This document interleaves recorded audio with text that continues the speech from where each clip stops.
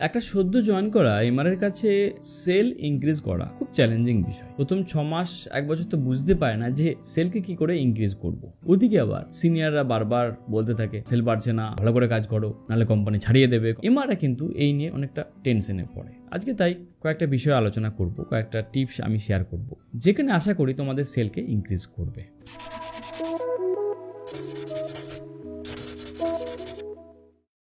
Sell increase করার আগে কয়েকটা জিনিস তোমাকে গুছিয়ে নিতে হবে। প্রথম যে জিনিসটা তোমাকে জানতে হবে, ডক্টর লিস্টের পাওয়ার পর strong RCP important. Without strong RCP যতক্ষণ তুমি একটা মেডিকেল দোকানে গিয়ে ডাক্তারের বৈশিষ্ট্য জানতে পারছো, ডাক্তারের নেচার জানতে পারছো, তুমি কখনো সেল জেনারেট করতে পারবে না ওনার কাছ থেকে। ওকে, তাই স্ট্রং আরসিপি করতে হবে। এবার প্রথম 3-4 মাসের মধ্যে কি হয়, ছোট ছোট ধরো কিছু যারা আরএমপি প্র্যাকটিস করে এই ধরনের ডাক্তারের কাছ থেকে আমরা সেল পেয়ে যাই। এবার আছে প্রবলেমটা কোথায়, যখন ধরো MBBS, MD doctor, top doctor, GP CP ডাক্তারের যখন লেভেল থাকে না, তো সেই লেভেলের থেকে আমরা আটকে যাই, প্রবলেমটা অনেক বেশি ফেস করি। তাহলে এখানে আমাদের স্ট্রং আরসিপিএ ছাড়া আমরা কিন্তু ডাক্তারের নেচার সম্বন্ধে জানতে পারবো, এটা আমাকে করে যেতে হবে হোমওয়ার্কের মতো। ওকে, এরপরে কি করতে হবে, একটা জিনিস মাথায় রাখতে হবে যে টপ যে ডক্টর আছে, ধরো তোমার শহরে তুমি যে হেডকোয়ার্টারে কাজ করছো, ওই হেডকোয়ার্টারে একটা টপ সিপি, ওনার ফিজই ধরো পেশেন্টের কাছ থেকে নাই 700 টাকা 800 টাকা, সারাদিনে পেশেন্ট দেখছেন 70-80টা, টপ ডক্টর। তো এই ডাক্তারের কাছে তোমার যদি কোম্পানি এক্সপেক্ট করে বা তুমি যদি ভাবো যে 3 মাসে মিটিং এতেই ডাক্তারবাবুকে ব্রেক করে ফেলবো, দিস ইজ রং, এটা হয় না, পসিবল নয়। যতক্ষণ না তার একটা ব্যাকআপ থাকে, মানে ধরো তোমার কাজ করার আগে যদি কোনো একটা ছেলে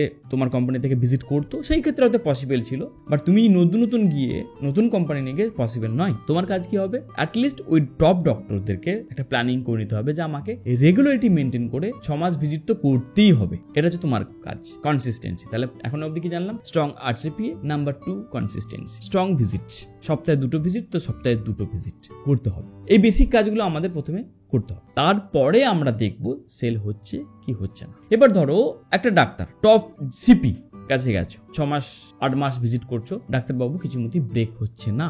নাও তুমি এখন এবার প্রশ্ন করো, কেন ব্রেক হচ্ছে না, নিজেকে প্রশ্ন করো, কেন, কি এমন বিষয় হচ্ছে যেখানে ডাক্তারবাবু আমার প্রোডাক্ট লিখছেন না বা আমি ডাক্তারবাবুর কাছ থেকে সেল বাড়াতে পারছি না। এক হতে পারে আমার অ্যাপ্রোচ ভুল, আমার পদ্ধতি ভুল, প্যাটার্নটা ভুল চলছে, তাহলে সেটাকে আমাকে চেঞ্জ করতে হবে। এই ক্ষেত্রে তুমি যেটা করো, তোমার সিনিয়র যে আছেন, তোমার এএসএম এর সাপোর্ট নাও, উনার কাছ থেকে নলেজ নাও যে কিভাবে ব্রেক করা যেতে পারে। প্রয়োজনে আরএসএম এর সাথে কথা বলো, স্যার আমি এই ডাক্তারবাবুকে ভিজিট করছি, আমার কনসিস্টেন্সি ঠিক আছে, আমি সবকিছুই ঠিকঠাক আছি, বাট ব্রেক করতে পারছি না, স্যার আমাকে হেল্প করো। তো যখনই আরএসএম বা তোমার জেডিসএম কাজ করতে আসবে, ওনাদেরকে ওই ডাক্তারবাবুকে ভিজিট করাও এভরি মান্থে, তাতে অ্যাপ্রোচটা একটা ভালো হলো, ডাক্তারবাবুর কাছে একটা গুড ইমপ্রেশন পড়লো যে এই কোম্পানিটা কনসিস্টেন্সি মেনটেন করছে, এদের অ্যাপ্রোচ ভালো। ওকে, এরপরে তোমার প্রেসক্রিপশনে ডিমান্ড করার যে অ্যাপ্রোচটা, ইন ক্লিনিক অ্যাক্টিভিটি দেখো কোথাও ভুল হচ্ছে কিনা, সেটাও তোমাকে দেখতে হবে। তোমার ওয়ে অফ কমিউনিকেশন উইক আছে কিনা। যেমন একটা এক্সাম্পল দিই, একই কথা আমরা কিন্তু মানুষকে 2 ভাবে বলে 2 রকম অ্যান্সার হয়ে যায়। এক্সাম্পলটা হচ্ছে এরকম, কোনো এক শহরে একটা আশ্রমে 2টো স্টুডেন্ট থাকে। তো এক স্টুডেন্ট, 2 স্টুডেন্ট কিন্তু স্মোকার ছিল, স্মোকিং করতে ভালোবাসতো। এক স্টুডেন্ট গুরুজির কাছে গিয়ে বলছে যে গুরুজি আমি স্মোকিং করতে চাই, তো ভগবানের চিন্তা করতে করতে কি স্মোকিং করা যাবে? গুরুজি বলল না, এটা তো অনর্থক ব্যাপার, হতেই পারে না। তো বললো যে গুরুজি যখন না করে দিল, স্মোকিং করতে পারবো না। আবার আরেক স্টুডেন্ট গিয়ে গুরুজির কাছে গিয়ে বললো, গুরুজি আচ্ছা আমরা যদি স্মোকিং করতে করতে কি ভগবানের চিন্তা করতে পারি? বলে হ্যাঁ, এটা করা যেতেই পারে। আলটিমেট দেখো কথাটাকে ঘুরিয়ে দিল। তো আলটিমেট ওই স্টুডেন্টটা হিসাব মতন কিন্তু অ্যাপ্রুভাল পেয়ে গেল গুরুজির কাছে যে আমি স্মোকিং করতে পারি। জাস্ট কথায় কথায় বোঝাচ্ছি, আমি কোনো কিছু প্রমোটিং করছি না। ওকে, এটা জানি যে smoking is injurious to health, তুমিও জানো আমিও জানি, তো জাস্ট এক্সাম্পলটা বোঝানোর জন্য। তাহলে আমাকে দেখতে হবে যে আমি যখন ডাক্তারবাবুর কাছে অ্যাপ্রোচ করছি, এই অ্যাপ্রোচটা পজিটিভ অ্যাপ্রোচ হয়ে যাচ্ছে না নেগেটিভ অ্যাপ্রোচ হয়ে যাচ্ছে, এই অ্যাপ্রোচের মধ্যে বা ইন ক্লিনিক অ্যাক্টিভিটির মধ্যে আমি গুড ইমপ্রেশন ফেলে আসছি না ব্যাড ইমপ্রেশন ফেলে আসছি। আলটিমেট কথার জালে কি আমি ডাক্তারবাবুকে বধ করতে পারছি না ডাক্তারবাবুর কাছ থেকে আমরা ঠিক করে ফিডব্যাক পাচ্ছি না। এরকম ভাবে স্ট্র্যাটেজিকে দেখ, নিজেকে অ্যানালাইজ কর, এখান থেকে একটা রেজাল্ট পাবে। আরেকটা জিনিস আমরা করতে পারি, ডাক্তারবাবুকে একটা বেটার সার্ভিস প্রোভাইড করার জন্য আমরা প্ল্যান করতে পারি। দেখা যেতে পারে যে ডাক্তারবাবু কিছু ডিমান্ড আছে, কিছু চাহিদা আছে, সেটা আমরা ফুলফিল করতে পারি, বা ডাক্তারবাবুর কিছু নিড থাকে। সাপোজ কোনো ডাক্তারবাবু ইচ্ছা থাকে যে কোনো একটা বই, মেডিকেল লাইনে কিছু বই পড়তে খুব ইচ্ছা বোধ করেছে, তো তুমি সেই ব্যাপারটা বুঝে তোমার সিনিয়র সাথে বললে যে ডাক্তারবাবু এই ধরনের বই পড়তে পছন্দ করেন, যদি আমরা এই ধরনের বই দিই ডাক্তারবাবুকে, সেই ক্ষেত্রে ডাক্তারবাবু ইমপ্রেস হতে পারে। এরকমই আমরা কিছু কিছু অ্যাক্টিভিটির মাধ্যমে ডাক্তারবাবুর অ্যাটেনশন গ্র্যাব করতে পারি। ওকে, এর পাশাপাশি আরো একটা জিনিস দেখতে হয়, সেল ইনক্রিজের ক্ষেত্রে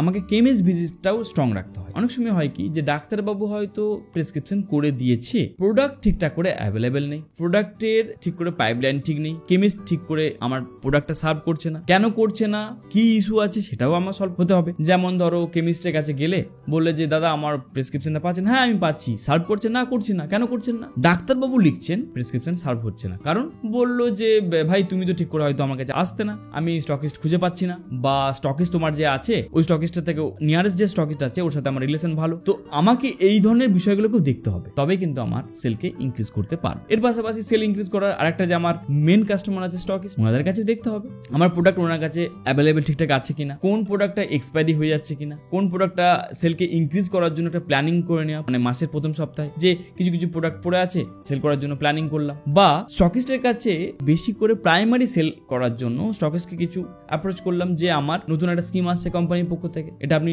চালু করুন, তাহলে আপনার বেনিফিট হবে। তাহলে ওভারঅল আমার যে 3টে কাস্টমার আছে, 3টে কাস্টমারকে কিন্তু আমাকে সমানে ফলো আপ করতে হবে। উইদাউট ফলো আপ আমরা কিন্তু সেলকে ইনক্রিজ করতে পারবো না। আর যখনই আমাদের একটা দিন শেষ হয়ে যায়, একটা দিন শেষ হয়ে যাওয়ার পর আমাকে প্রশ্ন করতে হবে যে আজকের দিনটা কতটা প্রোডাক্টিভ ছিল, কতটা সেল কনভার্ট হয়েছে। যখনই আমরা কাজে বের হই, আমার ধরো 8 ঘন্টা 10 ঘন্টা রোদ জল ঝড় সবকিছু আমরা উপেক্ষা করেই যাই, কেন যাই? তাতে আমার আজকের কতটা সেলকে জেনারেট করতে পারলাম, এই প্রশ্নটা আমাকে দিনের শেষে নিজেকে করতে হবে। ওখানে যদি আমার অ্যান্সার আসে যে আমি 10-এর মধ্যে নিজেকে 2 দিলাম, তাহলে আমার 8 কোথায় গ্যাপ পড়লো, কোনখানে আমার ভুল হলো। যখন আমি নিজের প্রতি বেশি ফোকাস হব, অনেকগুলো অ্যান্সার নিজে থেকেই আসবে, তুমি নিজেই তার অ্যান্সার খুঁজে পাবে। সেল ইনক্রিজ করার এই টিপসগুলো তোমার কেমন লাগলো অবশ্যই কমেন্টে জানিও। তোমাদের মধ্যে অনেকে এই প্রফেশনে আসতে চাইছো, তোমাদের মধ্যে অনেকে এই প্রফেশনে এসে পার্সোনাল কাউন্সিলিং নিতে চাইছো, ডেসক্রিপশনে আমার কোর্স দেওয়া আছে, জয়েন করো। যদি কেউ পার্সোনালি কাউন্সিলিং চাইছো যে কিভাবে আমরা এই প্রফেশনে আরো